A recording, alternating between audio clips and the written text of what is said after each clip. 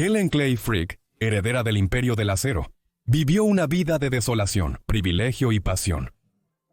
Era ferozmente independiente y a menudo en desacuerdo con la sociedad. A pesar de esto, dedicó su vida al arte, la filantropía y a preservar el legado de su familia, a menudo desde las sombras. Así que acompáñame mientras descubrimos los secretos de la vida olvidada de Helen Frick. Helen Clay Frick nació el 2 de septiembre de 1888 en la ciudad de Pittsburgh, en Pensilvania, en los Estados Unidos. Su padre era Henry Clay Frick, el presidente de la Carnegie Steel Company, una de las empresas más importantes de América y del mundo en ese momento. Frick había fundado la empresa con Andrew Carnegie, el industrial estadounidense nacido en Escocia, que lideró el inmenso crecimiento de la economía estadounidense en la segunda mitad del siglo XIX, junto con otras figuras como Cornelius Vanderbilt y John Rockefeller. Entre estos destacados industriales de la Edad Dorada en los Estados Unidos, Frick probablemente fue el más controvertido debido a su reputación como rompehuelgas y activista antisindicatos. El momento más infame en esto ocurrió en 1892, cuando Helen tenía 3 años y su padre reprimió violentamente la huelga de Homestead, cerca de Pittsburgh, durante la cual murieron 10 personas y decenas resultaron heridas. La madre de Helen era Adelaide Howard Childs. Ella y Henry se casaron en 1881. La unión resultó en 4 hijos: un niño, Charles Frick, en 1883, Martha Howard en 1885, Helen en 1888 y Henry en 1892. La vida familiar era extravagante, viviendo entre mansiones en Pittsburgh, en Massachusetts, y más tarde en Manhattan, pero también estaba plagada de problemas en algunos aspectos. La hermana mayor de Helen, Martha, era una niña enfermiza, y su padecimiento marcó los primeros recuerdos familiares de Helen. Henry consiguió a los mejores médicos del país para intentar curarla, pero nada ayudó. Al parecer, cuando Martha tenía 2 años, se tragó un alfiler durante un viaje familiar a Europa. Muchos atribuyen esto como la fuente de su enfermedad extremadamente dolorosa, que la llevó a su muerte en 1891 a la temprana edad de solo 5 años. El año siguiente, el hermano menor de Helen, Henry Jr., murió con solo 3 semanas de edad en 1892 en medio de la huelga de Homestead. Por lo tanto, Helen crecería con solo un hermano, su hermano mayor Childs. Como se esperaría, sus padres estaban devastados por la pérdida de sus hijos, y su madre en particular cayó en una depresión. Como resultado, Helen fue criada en un hogar consumido por el luto obsesivo. Para empeorar las cosas, también hubo un intento de asesinato contra Henry el 23 de julio de 1892, cuando un tal Alexander Berkman irrumpió en su oficina. Berkman luego apuntó su revólver a la cabeza de Frick y logró disparar 2 tiros antes de ser derribado al suelo. Berkman no fue completamente sometido, sin embargo, y logró apuñalar a Henry varias veces antes de que más empleados vinieran a inmovilizarlo.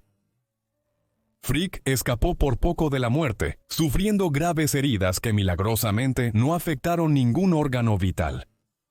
Desafiando las probabilidades, se recuperó asombrosamente y volvió a trabajar en menos de una semana. La infancia de Helen no estuvo muy arraigada en un solo sitio. Aunque nació en Pittsburgh y creció allí en sus primeros años, su padre tenía una enorme mansión en Massachusetts, y en 1905 comenzó a alquilar una casa muy grande en el Upper East Side de Manhattan también. La familia se basaba cada vez más en esta casa, en parte porque la alianza comercial entre Frick y Carnegie se desgastó en los años 1890, y el padre de Helen había comenzado a trasladar sus operaciones a Nueva York. Aunque este movimiento fue beneficioso para Henry, y ahora vivían en el espectacular Palacio Triple Vanderbilt, Helen no estaba contenta con el cambio. Consideraba a Pittsburgh como su hogar, y era el lugar que amaba. Fue entonces cuando empezó a asistir a la prestigiosa escuela Spence, un colegio privado femenino en Nueva York. En 1908, Helen deslumbró a la sociedad de Pittsburgh con su debut, Pero en lugar de aceptar un lujoso regalo de joyería, hizo una declaración audaz y desinteresada. Persuadió a su padre para que donara unas asombrosas 150 acres a la ciudad, transformándolo en un parque.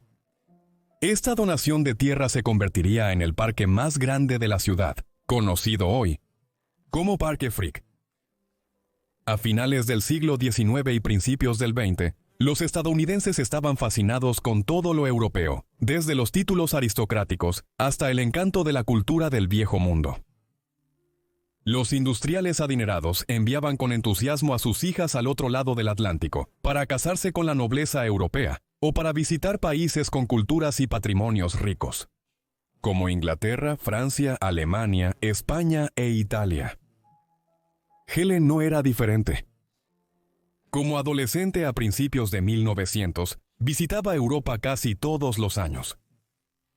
Fue aquí mientras deambulaba por los pasillos del Museo del Louvre en París, la Galería Nacional en Londres, el Museo del Prado en Madrid y la Galería Uffizi en Florencia, donde nació su amor por el arte y en particular la cultura del Renacimiento y la Europa moderna temprana. Estas experiencias encendieron una pasión de por vida y sembraron las semillas de una visión filantrópica que daría forma a su legado para las generaciones futuras. Helen pasó gran parte de la Primera Guerra Mundial entre 1914 y 1918 en Europa, trabajando como voluntaria y promotora de ayuda caritativa. Esto coincidía con sus previos esfuerzos en Estados Unidos. Ya en 1910, cuando tenía solo 21 años de edad, fundó el hogar de vacaciones Iron Rail para chicas trabajadoras en la ciudad de Wenham, en Massachusetts, una caridad que ayudaba a las trabajadoras textiles pobres en el estado. Ahora, en 1917, estableció una unidad hospitalaria en Francia en asociación con la Cruz Roja, tras la entrada de los Estados Unidos en la guerra, utilizando su considerable dinero fiduciario para financiarla. Partió hacia Francia con varios asociados, y durante el próximo año participó en una amplia gama de trabajos, que incluyeron enviar regalos de Navidad a los soldados en el frente occidental, y solicitar a su padre que financiara un orfanato para los hijos de individuos que habían perdido la vida en la guerra en Francia. Los años de Helen en Francia estuvieron marcados por la desolación, ya que el gran amor de su vida se desvaneció. En 1913, de vuelta en los Estados Unidos, Fordyce St. John, un prometedor joven cirujano, comenzó a cortejarla. Amigos y conocidos hablaron de su profundo afecto mutuo, y muchos creían que una propuesta era inminente antes de que St. John fuera llamado a Europa cuando estalló la Primera Guerra Mundial. Pero la propuesta nunca llegó. Las razones permanecen envueltas en misterio, aunque los historiadores sugieren que el hermano de Helen pudo haber intervenido advirtiendo a St. John que su padre nunca aprobaría el emparejamiento. Mientras servía en el frente en Flandes, St. John se convirtió en un héroe de guerra, ganando la Cruz de Servicio Distinguido por su valentía. Sin embargo, la distancia resultó insuperable, y su historia de amor terminó rápidamente. St. John regresó a casa para casarse con otra, Jane Rignall, y se convirtió en un cirujano estimado.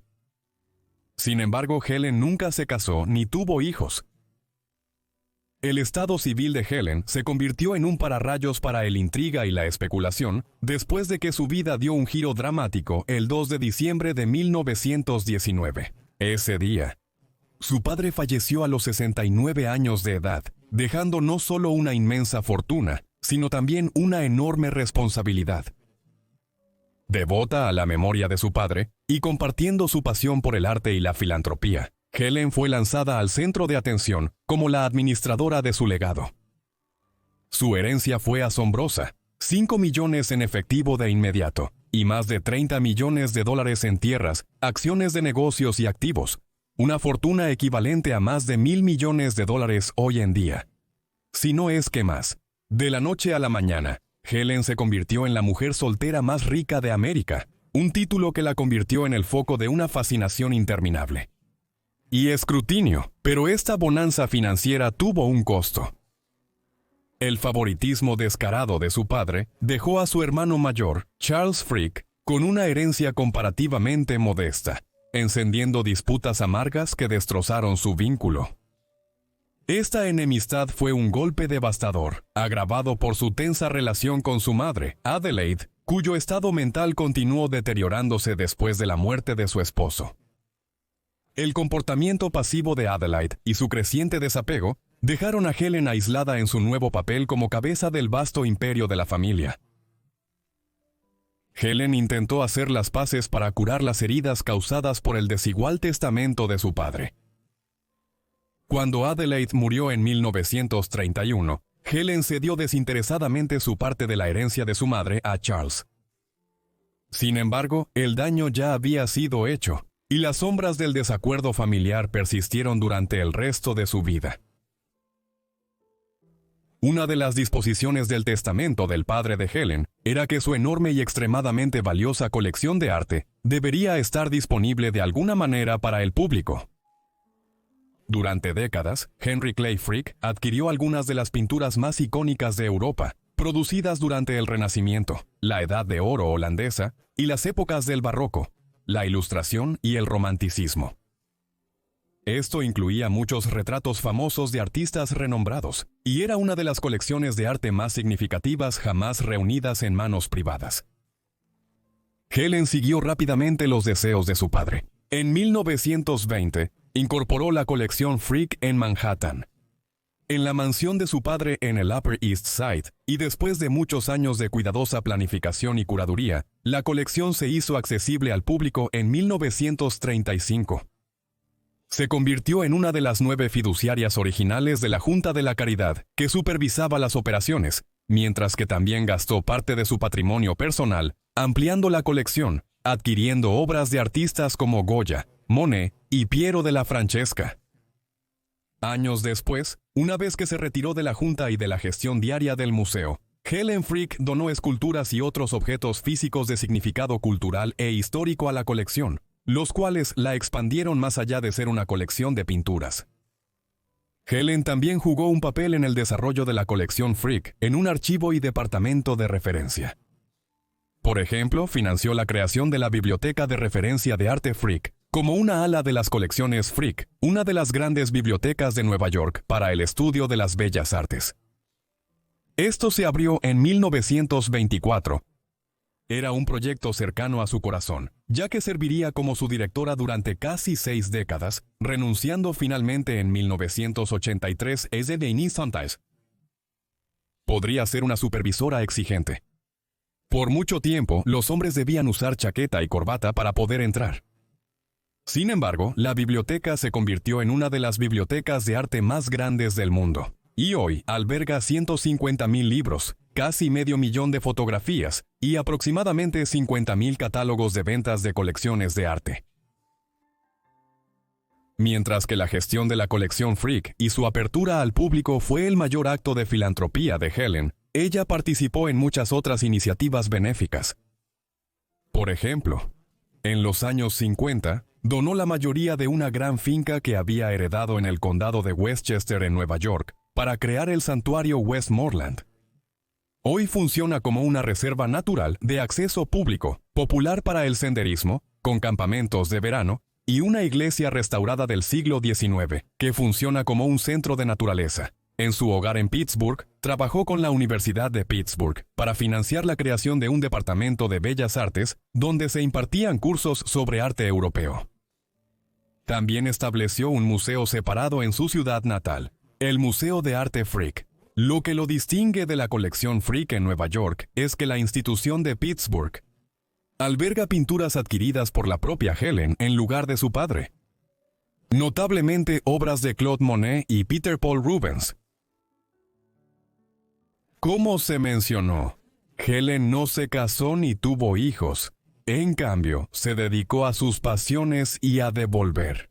Esto continuó durante toda su vida, e incluso financió un edificio de bellas artes en la Universidad de Pittsburgh. Sin embargo, su relación con la universidad se rompería más tarde, cuando comenzaron a emplear a alemanes. Bueno, Helen había desarrollado un prejuicio de por vida contra los alemanes después de sus experiencias en Francia durante la Primera Guerra Mundial. La financiación de este edificio y otras instituciones por parte de Helen se realizaba cada vez más de manera secreta, desde la década de los 40. Un signo de su naturaleza humilde y el enfoque discreto que adoptó en su trabajo caritativo.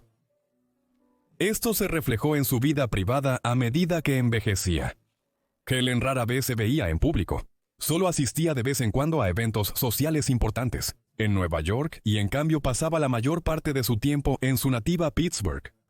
Donde vivía en la mansión Clayton, su vida podría parecer reclusiva para algunos, particularmente porque no buscaba el protagonismo social o el reconocimiento público, pero probablemente sea exagerado sugerir que era una reclusa.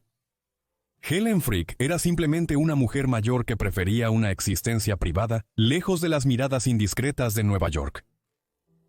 También desarrolló un intenso desagrado por el arte modernista, y, como resultado, tenía poco motivo para asistir a exposiciones y eventos en Nueva York que celebraban obras que no le gustaban.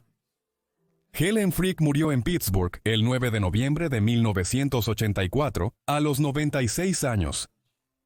Debido a que ella misma no tenía hijos, su patrimonio, que se redujo considerablemente debido a sus esfuerzos caritativos pero aún era extremadamente grande, pasó en gran medida a sus sobrinas y sobrinos, y a los nietos de su hermano Charles. El legado perdurable de Helen es una colección Frick en Nueva York que es visitada por más de 300,000 personas cada año, y es una de las joyas ocultas de Nueva York. The Frick Pittsburgh es una colección de museos centrados en Clayton y el Museo de Arte Frick, la mayoría de los cuales celebran la filantropía de Helen y que atraen a más de 100,000 visitantes al año. Muchas gracias a todos por ver este video sobre Helen Clay Frick. Espero que lo hayan encontrado interesante. Cuéntame tu opinión sobre la vida en los comentarios. Si tienen sugerencias, déjenlas en los comentarios. Espero que hayan pasado una feliz Navidad y les deseo un próspero año nuevo. Ojalá estén suscritos con las notificaciones activadas para recibir mis videos apenas los niños los suba. Eso es todo de mi parte. Nos vemos en la próxima vida olvidada en 2025. Gracias.